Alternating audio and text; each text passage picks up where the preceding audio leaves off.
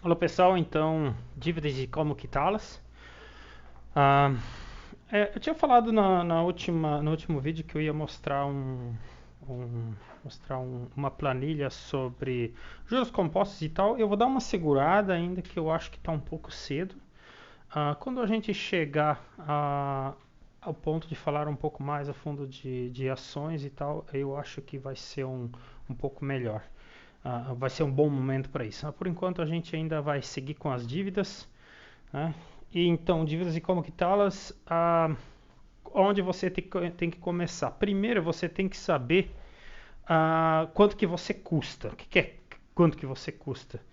Quanto por mês você gasta em gasolina, em lazer, em comida, em aluguel, tudo? Porque a maioria das pessoas não tem por exemplo, uma planilha para você lançar todos os teus gastos e todos não, mas você tem que cuidar com duas coisas. Primeiro, se você anotar tudo num caderno, por exemplo, você geralmente vai fazer uma coisa que não é um levantamento, você vai fazer é um pouco mais o budget, né? Que é você vai fazer um plano futuro. Você vai anotar, eu pago R$ 1.000 de aluguel, eu pago 1.000 de comida, eu pago 100 de internet e 350 de lazer, né? Um exemplo.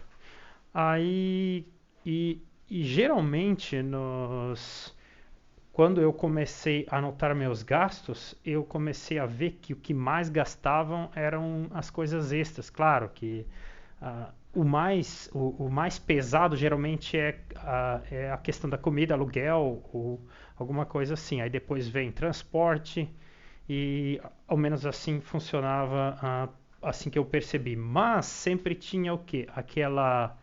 Aquele pacote que você comprou pela internet, aquela roupa, aquela saída de final de semana e aquilo lá começava a pesar. E o problema desses gastos extras que eles parecem ser pequenos, mas eles vão se somando e acabam ficando muito grandes. Então, o que, que eu aconselho, pelo menos quando você tem dívidas, você anota tudo. E quando eu falo tudo, não é você vai comprar um pacote de salgadinho no supermercado, você vai anotar. Não, você anota, pode ignorar. Tudo que é abaixo de R$ 20 você ignora. Agora, se todo dia você vai comer um pastel e tomar um café às 7 da manhã e isso te custa R$ 15, isso aí já tem que ser anotado, porque isso é algo recorrente, né? Eu estou falando, você você tá com calor, passou na frente da lanchonete e comprou uma água, né? Isso aí não se anota, você vai estar gastando tempo, gasta o teu tempo melhor. Mas hoje em dia a facilidade é muita. Por exemplo, uma coisa que é fácil de você fazer, você cria, principalmente para os casais, cria um grupinho de WhatsApp, adiciona você e sua esposa ou o esposo, e toda vez que alguém gasta algo, vai lá e lança lá. Tudo. Lança lá. E aí lá no final do mês, chega no dia 30, dia 29, você vai lá e lança em categorias. Como é que você vai colocar? Você anota lá no grupo do WhatsApp. Pagamento, 1.000. Supermercado, 15. Ah,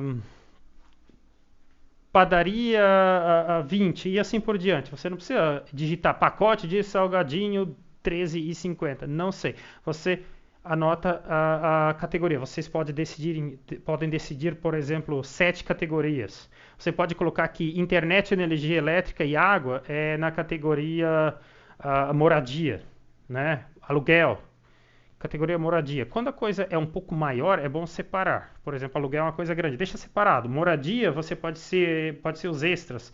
Água, energia, internet e alguma coisa assim. Aí, compras online. Daí, daqui a pouco você vai ver. Lazer. Você não coloca que você. Aí, todo dia você vai para um restaurante, já não é mais lazer. Lazer seria um restaurante no final de semana. Durante a semana seria quase que ideia de mercado. Você está gastando mais em restaurante do que em mercado. Aí você tem que avaliar. Tá, não é melhor cozinhar? Né? Cozinhar você vai comer mais saudável, você vai poder, sabe o que está fazendo, e vai ter algo junto com a tua família e não vai comprar aquela bebida que geralmente o que mais os restaurantes ganham não é na comida e sim a bebida que é servida, né? Então ali que é o ganho deles. E geralmente você vai sair, você vai acabar comprando uma coquinha, uma água, alguma coisa assim, né? Então esses gastos são importantes enquanto você está em dívidas. Depois que você acabou de pagar as suas dívidas, eu não vejo mais importância em ficar anotando gastos, porque você já está com a tua vida financeira organizada. Você não precisa ficar anotando, você já é organizado com as suas finanças. Todo mês está sobrando, todo mês você está investindo. Né? Então já não faz mais muito sentido. Mas no começo uma planilhazinha do Excel é bem legal. Você joga de um lado gastos, do outro, do outro você joga o que entra, né? Se alguém tiver algum problema com Excel, a gente hoje em dia tem YouTube que ensina tudo. Você pode ir lá aprender, ou mesmo se alguém tiver não quiser mesmo, manda nos comentários o e-mail que eu envio uma tabelinha de graça, tranquilo, uma planilha zerada e você pode simplesmente ir lá e digitar teus dados, ela vai calcular para ti e mostrar quanto te sobra no final do mês, né? Então eu tenho algumas que eu acabei fazendo, agora já não, elas estão paradas, porque também para mim já não faz mais sentido ficar anotando nada, porque já passou a fase da dívida, né? Então, e aí, quanto você custa? A gente já levantou. Quanto que você vai custar? Casal está na mesma página, muito importante. Às vezes tem a mulher está guardando dinheiro e o cara quer todo final de semana convidar os amigos para fazer um churrasco. Aí um puxa para frente e outro para trás. O cara quer economizar para comprar um carro novo, a mulher está comprando roupa toda semana, né? Então tem esse tipo de coisa. Os dois têm que estar na mesma página. Se os dois não conseguem se acertar, não adianta nem tentar começar. Vocês têm que primeiro acertar o que o casal quer. Vocês têm que caminhar junto. Cuidado com as contas separadas. Isso leva pessoas a comprar, fazer gastos às escondidas, digamos. Isso é uma infidelidade financeira. É muito comum mesmo. Você tem que pensar que se você tem um marido ou tem uma esposa que fica te controlando o teu dinheiro que nem que nem louco, é porque você está no relacionamento incorreto, né? O problema não é financeiro, o problema é na relação mesmo. Você precisa manter as finanças separadas porque um gasta demais e o outro beleza, dá para conversar, dá para chegar num consenso. O melhor mesmo é procurar um conselheiro de casais e tentar resolver isso antes. Não adianta você tentar pagar dívida se a outra pessoa está fazendo. É impossível, porque as dívidas, você paga um juro muito mais alto do que você consegue receber investindo, né? Existem investimentos que trazem mais do que dívidas, só que tem um problema, eles te trazem um risco tão grande que se a longo prazo você acaba perdendo. Então, às vezes você vai lá, bota R$100 em Bitcoin, daqui 2 meses está 300, né? Mas aí se você deixa lá 3 anos, daqui a pouco o teu 100 vai virar em 1.000, daqui a pouco está em 50 de novo. Então, existem investimentos que conseguem trazer muito, mas eles têm um risco muito alto. A longo prazo, geralmente os investimentos vão trazer um bom lucro, né? Se forem bons, né? Isso a gente vai ver para frente, como separar o bom do ruim. Então, casal na mesma página, reserva de emergência e dívidas. A gente já falou reserva de emergência muitas vezes. Então, a reserva de emergência funciona como um colchão. Você tem dívidas, você não pode escapar da reserva de emergência. Ela vai te evitar que você faça mais dívidas. Não precisa ter uma reserva muito grande enquanto tem dívidas, mas você tem que ter um mínimo para te garantir. Você não precisa ter 1 ano de contas pagas, mas no mínimo, se você tem dívidas, eu quero dizer, mais um mínimo de 3 meses de reserva de emergência enquanto tem dívida, tem que ter, não pode ter menos que isso. Tá? O que pagar primeiro? Menor para o maior ou juros maiores? Aqui é uma questão psicológica. Se você tiver, imagine você tem uma dívida de 100, uma de 1.000, uma de 10 mil, uma de 100 mil. Se você começar a tentar pagar a dívida de 100 mil primeiro, você vai levar, em média, as pessoas, por exemplo, nos Estados Unidos, em média, 18 meses, as pessoas se livram de dívidas. A gente está falando dos Estados Unidos, que vivem de dívidas, né? Como já foi falado nos vídeos anteriores.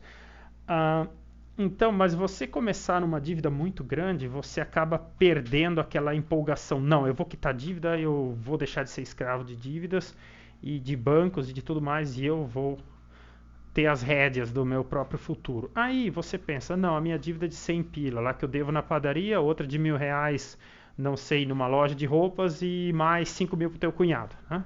Que não para de te encher o saco. Então, qual a dívida que você vai ter? Vai ter que pagar primeiro. Começa pela menor. E você vai lá, paga R$ 100, você vai lá depois paga de 1.000, você já se livrou de duas dívidas. Né? Você depois vai paga o teu cunhado, uma menos, aí depois tem a do cartão de crédito, que é de R$ 13.000, digamos, vai e paga aquela. Por que não começar pelo do cartão de crédito? Pô, do cartão de crédito é que você mais paga juros. Né? Porque se você começar por ali, você vai perder, como eu falei antes, se você começa a dar muito grande, você vai perder o foco muito rápido, né? Então você tem que bater. O problema de quem é endividado não é um problema de juros, é um problema psicológico, né? Você tem um problema com tentar comprar o que você não tem, sendo que você não tem dinheiro, né? Você quer um carro novo, mas você tem dinheiro para andar de bicicleta. Você vai lá e financia. Mas você não pode, você tem que esperar, você tem que trabalhar. Então é um problema psicológico, não é. Você. Muitos até às vezes soltam conversas de que, mas eu tenho direito. Não, você não tem direito a nada. Você tem direito ao que você consegue produzir. Se você não consegue produzir nada, você não tem direito a nada, não é? As coisas não estão no mundo para ti. Você quer as coisas, você vai ter que pagar e trabalhar e conquistá-las, né? Então até tem os direitos que você tem de um país, que você tem direito à educação, tem direito a isso, aquilo, mas isso aí tudo é diferente. A gente está falando agora de bens e objetos e tal. Tá?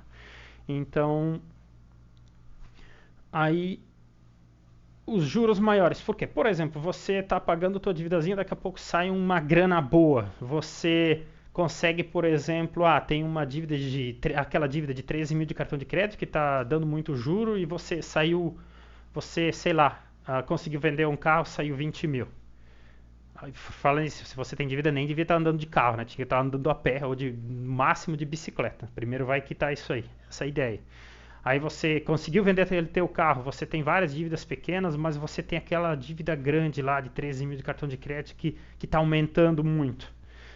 Vai lá e quita aquela dívida de uma vez, é uma coisa rápida. Aí você volta, né? Mas o problema é quando você está guardando todo mês R$ 600, todo mês você está R$ 600, R$ 700, você está lá quitando suas dívidas, um pouquinho por vez.